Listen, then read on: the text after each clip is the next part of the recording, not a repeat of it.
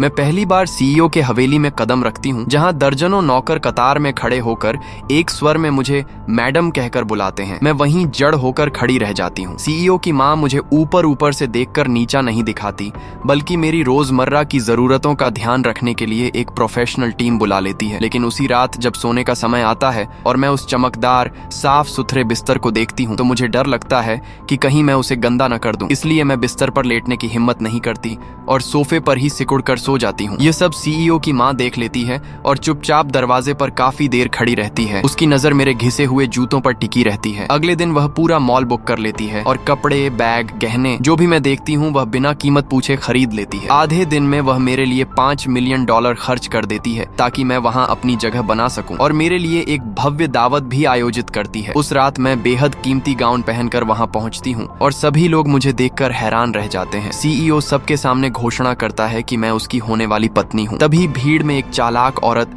जलन से भर जाती है और मौके की तलाश में जब मैं एक पुरुष सेलिब्रिटी को ड्रिंक दे रही होती हूँ, वह चुपके से उसके जूस में बदलाव कर देती है, जिससे उसे गंभीर एलर्जी हो जाती है और वह परफॉर्म नहीं कर पाता। तुरंत सब मुझ पर आरोप लगाने लगते हैं और मैं खुद को साबित नहीं कर पाती। स्थिति संभालने के लिए मैं खुद स्टेज पर जाकर गाने का फैसला करती हूँ। सब इसका विरोध करते हैं, लेकिन सीईओ बिना झिझक मुझ पर भरोसा करता है। जैसे ही मैं गाना शुरू करती हूँ, मेरी आवाज पूरे हॉल में फैल जाती है और भीड़ धीरे धीरे शांत होकर मंत्रमुग्ध हो जाती है। मैं न सिर्फ उस संकट को संभाल लेती हूँ, बल्कि परिवार की प्रतिष्ठा भी और बढ़ा देती हूँ। लेकिन वह चालाक औरत फिर भी नहीं रुकती। जब उसे पता चलता है कि सीईओ बिजनेस ट्रिप पर विदेश गया हुआ है और मैं अकेली हूँ, तो वह 2 आदमियों को पैसे देकर मुझे अगवा करवाती है और मैं अकेले शॉपिंग के दौरान जबरदस्ती उठाकर ले जाई जाती हूँ।